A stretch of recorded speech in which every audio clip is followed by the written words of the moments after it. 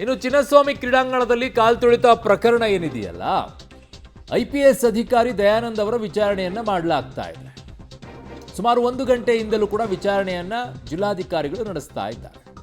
ಒಂದು 2-3 ಸಲ ಅವರು ವಿಚಾರಣೆಗೆ ಗೈರುಹಾಜರಾದರು. ಕರ್ತವ್ಯ ಲೋಪ, ಭದ್ರತಾ ವೈಫಲ್ಯ ಕುರಿತು ಹೇಳಿಕೆಯನ್ನು ದಾಖಲು ಮಾಡಿಕೊಳ್ತಾ ಇದ್ದಾರೆ. ಈ ಪ್ರಕರಣದಲ್ಲಿ ಅಮಾನತ ಶಿಕ್ಷೆಗೆ ಗುರಿಯಾಗಿದ್ದರು ದಯಾನಂದ್ ಅವರು. ಚಿನ್ನಸ್ವಾಮಿ ಕ್ರೀಡಾಂಗಣದಲ್ಲಿ ಕಾಲ್ತುಳಿತ ಪ್ರಕರಣದ ವಿಚಾರಕ್ಕೆ ಅವರಿಗೆ ಶಿಕ್ಷೆಯನ್ನು ಕೊಟ್ಟಿದ್ರು. ಏನು ಅಂತಂದರೆ ಅವರಿಗೆ ಸ್ಥಾನದಿಂದ ಅಮಾನತುಗೊಳಿಸಿದರು.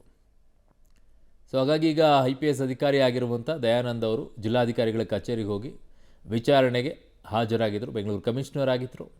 ಅದಾದ ನಂತರ ಚಿನ್ನಸ್ವಾಮಿ ಕ್ರೀಡಾಂಗಣದಲ್ಲಿ ಕಾಲ್ತುಳಿತ ಪ್ರಕರಣ ಏನಾಯಿತು, ಅದಾದ ನಂತರ ಅವರನ್ನು ಅಮಾನತುಗೊಳಿಸಲಾಗಿತ್ತು. ಅವರನ್ನು ಸೇರಿ ಒಟ್ಟು 5 ಅಧಿಕಾರಿಗಳನ್ನು. ಸೊ ಒಂಥರ ಅಪ್ಸೆಟ್ ಆಗಿದ್ದರು ಅವರು. ಕಳೆದ ಒಂದು 2-3 ವಿಚಾರಣೆಗೆ ಅವರು ಗೈರು ಹಾಜರಾಗಿದ್ದರು ಕೂಡ. ವಿಚಾರಣೆಗೆ ಕರೆದಾಗ ಹೋಗಿರಲಿಲ್ಲ. ಇವತ್ತು ವಿಚಾರಣೆಗೆ ಹಾಜರಾಗಿ ಅವತ್ತು ಏನಾಯಿತು ಏನಿಲ್ಲ, ಇವರದ್ದು ಏನಾಯಿತು, ಅವತ್ತು ಇವ್ರದ್ದೇನಾದರೂ ಭದ್ರತಾ ಲೋಪ ಏನಾದರೂ ಇದೆಯಾ, ಎಲ್ಲವೂ ಡೀಟೇಲ್ ಆಗಿ ಜಿಲ್ಲಾಧಿಕಾರಿಗಳು ತೊಗೊಂಡು ಅದನ್ನು ವರದಿಯನ್ನು ಕೊಡಬೇಕಾಗಿದೆ. ಈ ವಾರದಲ್ಲೇ ವರದಿ ಸಲ್ಲಿಕೆ ಮಾಡಬೇಕಾಗಿದೆ ಜಿಲ್ಲಾಧಿಕಾರಿಗಳು.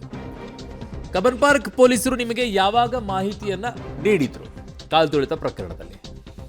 ಅಭಿಮಾನಿಗಳು ಭಾರೀ ಸಂಖ್ಯೆಯಲ್ಲಿ ಬರುವ ನಿರೀಕ್ಷೆ ಇತ್ತ? ನಿಮಗೆ ಅಭಿಮಾನಿಗಳ ಸಾವಿನ ಬಗ್ಗೆ ಯಾವಾಗ ತಿಳಿತು? ಸರಣಿ ಪ್ರಶ್ನೆಗಳನ್ನು ಈಗ ಜಿಲ್ಲಾಧಿಕಾರಿ ಜಗದೀಶ್ ಅವರು ಕೇಳಿದ್ದಾರೆ. ಕಬ್ಬನ್ ಪಾರ್ಕ್ ಪೊಲೀಸರು ನಿಮಗೆ ಯಾವಾಗ ಮಾಹಿತಿಯನ್ನು ಕೊಟ್ಟರು? ಅಲ್ಲಿ ಕಾಲ್ತುಳಿತ ಪ್ರಕರಣ ಯಾವಾಗಾಯಿತು? ಅಭಿಮಾನಿಗಳು ಯಾವಾಗ ಸೇರಕ್ಕೆ ಶುರುವಾದರು? ನಿಮಗೆ ಯಾವಾಗ ಮಾಹಿತಿ ಬಂತು? ಸಾವಿನ ಸುದ್ದಿ ನಿಮಗೆ ಯಾವಾಗ ಗೊತ್ತಾಯಿತು ಅಂತ ನನ್ನ ಸಹೋದ್ಯೋಗಿ ಈಗ ಲೋಕೇಶ್ ನನ್ನ ಸಂಪರ್ಕಕ್ಕೆ ಸಿಗ್ತಾ ಇದ್ದಾರೆ. ಲೋಕೇಶ್, ಏನೆಲ್ಲ ಅಪ್ಡೇಟ್ಸ್ಗಳು ಬರ್ತಾ ಇದೆ? ಜಿಲ್ಲಾಧಿಕಾರಿಗಳು ಯಾವ ರೀತಿಯಾಗಿ ಪ್ರಶ್ನೆಗಳನ್ನು ಕೇಳಿದ್ದಾರೆ? ದಯಾನಂದ್ ಅವರು ಯಾವ ರೀತಿಯಾಗಿ ಉತ್ತರವನ್ನು ಕೊಟ್ಟಿದ್ದಾರೆ? ಲೋಕೇಶ್. ಅರುಣ್, ಪ್ರಮುಖವಾಗಿ ಭದ್ರತಾ ವೈಫಲ್ಯ, ಕರ್ತವ್ಯ ವೈಫಲ್ಯಕ್ಕೆ ಸಂಬಂಧಪಟ್ಟಂತೆ ಸರಣಿ ಪ್ರಶ್ನೆಗಳನ್ನು ಅಮಾನತಾಗಿರುವಂಥ IPS ಅಧಿಕಾರಿ ದಯಾನಂದ್ ಅವರಿಗೆ ಜಿಲ್ಲಾಧಿಕಾರಿಗಳು ಕೇಳಿರುವಂಥದ್ದು. ಸತತ 1 ಗಂಟೆಗಳ ಕಾಲದವರೆಗೂ ಕೂಡ ಅವರ ವಿಚಾರಣೆಯನ್ನು ಮಾಡಿರುವಂಥದ್ದು. ಜೊತೆಗೆ ಭದ್ರತಾ DCP ಬರೆದಂಥ, ವಿಧಾನಸೌಧ DPRಗೆ ಬರೆದಿದ್ದಂಥ ಪತ್ರದ ಬಗ್ಗೆನೂ ಕೂಡ ಅವರಿಗೆ ಪ್ರಶ್ನೆ ಮಾಡಿರುವಂಥದ್ದು. ಸಿಬ್ಬಂದಿ ಕೊರತೆ ಇದೆ, ಸಾಧ್ಯತೆ ಆಗೋದಿಲ್ಲ ನಿಯೋಜನೆ, ಭದ್ರತಾ ನಿಯೋಜನೆ ಅಂದ್ರೆ ಪತ್ರ ಬರೆದಿದ್ರು. ಆ ಪತ್ರದ ವಿಚಾರ ಬಗ್ಗೆನೂ ಕೂಡ ಪ್ರಶ್ನೆಯನ್ನು ಮಾಡಿರುವಂಥದ್ದು.